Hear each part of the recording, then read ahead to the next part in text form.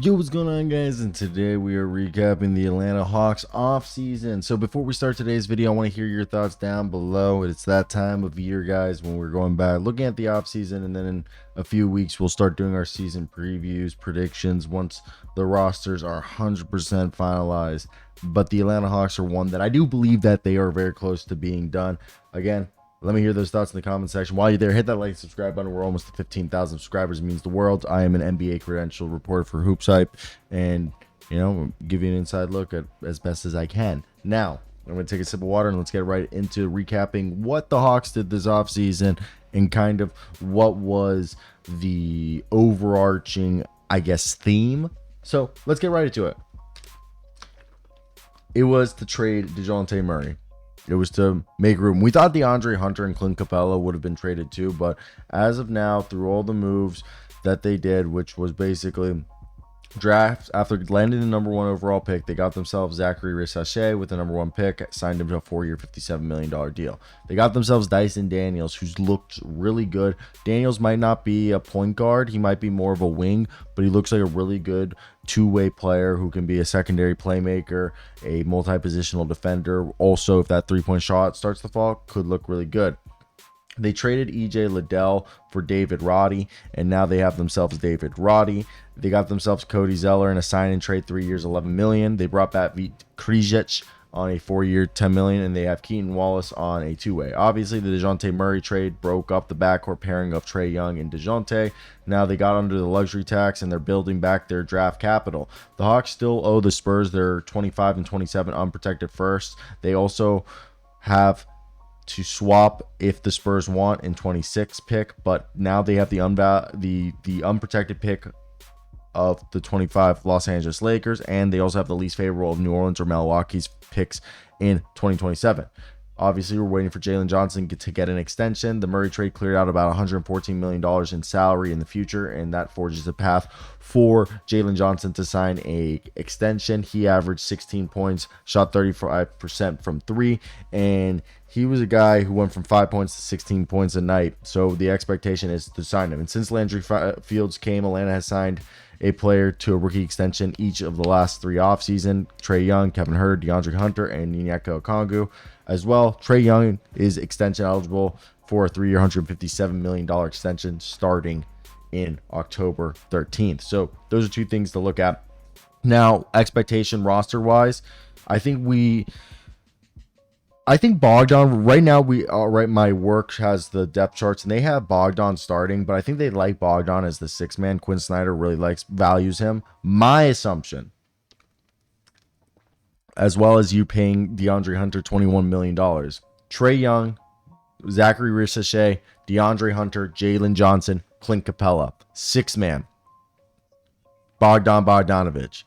Then you got yourself Larry Nance, Dyson Daniels, Onyeka Okongwu as the 9-man rotation. Then probably a mix-in of Garrison Matthews, Vit Krejci, David Roddy, Kobe Buffkin, you'd assume. Now, looking at this roster, I believe Nikola Drusic is going to be... Is he going to be on a 2-way contract, or is they putting him on a full contract? That's my...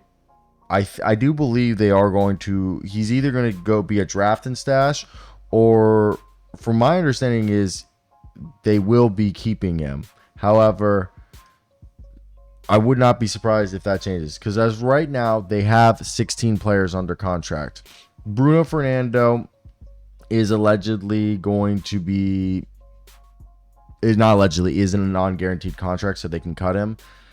I'd assume Nikola, because we don't know what his contract is with the... And there has not been any there hasn't been any indication that he's going to sign with the Hawks. So he could really be a draft and stash. So someone, if you have any information on that one, I have not seen anything. And from my understanding is he's going to be either on the team or... Because, look, he improved last year a lot. He's really efficient and decisive this season compared to how he had been previously, but he's going to have to be a G League player. That means I really feel like he's a 2-way guy if they did keep him. However, more importantly, I feel like even if they kept Drusic, let's say they did put him on a contract, they would have to cut 2 dudes, as you guys see. So my assumption is Bruno Fernando is probably going to be the guy cut because they probably want to go Capella, Neko Kongu, Zeller. And if Nikola stays, it's on a 2-way. He's probably just trying to decide if it's worth taking the 2-way money or taking the money he gets for staying in Europe for the next couple seasons and waits till a roster spot opens up, or willingness for a roster spot to open up. But what did Quinn Snyder's building his team, and what do we see what are they prioritizing? First off, they want centers who don't do much. They want centers who are going to rebound, set screens, and block shots or contest shots. Cody Zeller, Neko Kongu, Clint Capella give you 3 dudes, if you had to, that on any given night are able to do those simple things. And then you have a small ball option in Larry Nance. Now, they want guys, their forwards from Zaccharie Risacher is going to be playing small forward, power forward, but he's more of a small forward. But basically, Johnson, Hunter, Roddy, Risacher, and we can throw in, I guess, Daniels in here, are all pass, dribble, shoot guys. They're all guys who can pass, all guys who can dribble, all guys who can shoot. Obviously, some are better or not. Jalen Johnson, DeAndre Hunter, and Dyson more capable of doing all 3, while Zachary's more of a rebounding, shooting, spacing the floor type guy.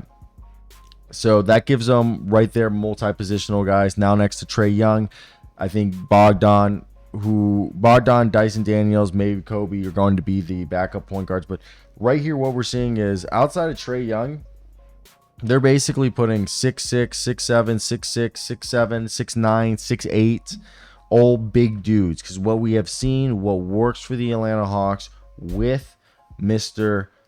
Trae Young is what we have always said that the Golden State Warriors knew from the day they drafted Steph Curry. If you're going to go with, Steph Curry's 6'4", but the idea is if you're going to go with a shooting point guard in the mold of a Trae Young, in the mold of a Curry, you need to have size next to him. Klay Thompson, obviously, the best season Trae had was with Kevin Huerter.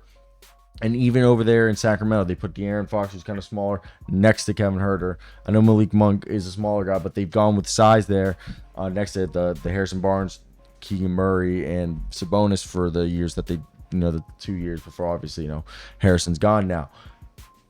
So in my mind, I think we look at that and I think, okay, the Hawks, Quinn Snyder also with his time with Donovan Mitchell, if you look, they had Mike Conley there, and Royce O'Neal, and they went with a lot of but they were able to do that because they had Rudy Gobert. So here, obviously, you don't have Rudy Gobert, but you're going with the rebounding stuff, and you're like, okay, we're just going to be a long team to make up, because this is the inverse. Instead of having, a massive dude where you can have smaller dudes, you have a tiny dude in Trae Young who's like 5'11", 6 foot on his best day.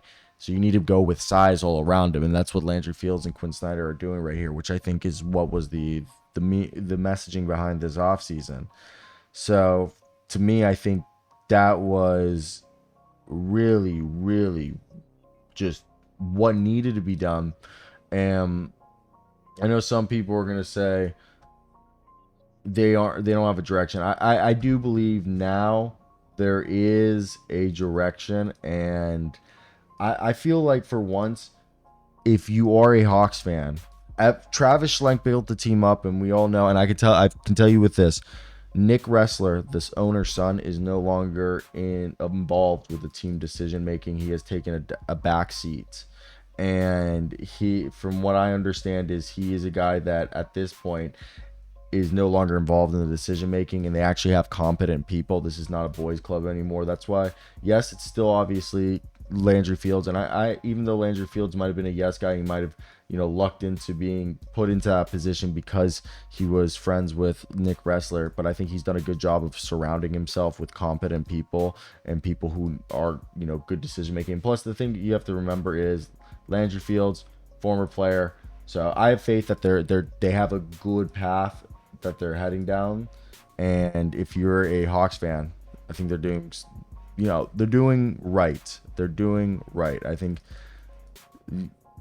for what the hand they were dealt, I think they're going back on the right path. Again, guys, you don't trade Trae Young because what he's capable of doing is very few players are capable of doing, and it's very hard to find a player like that.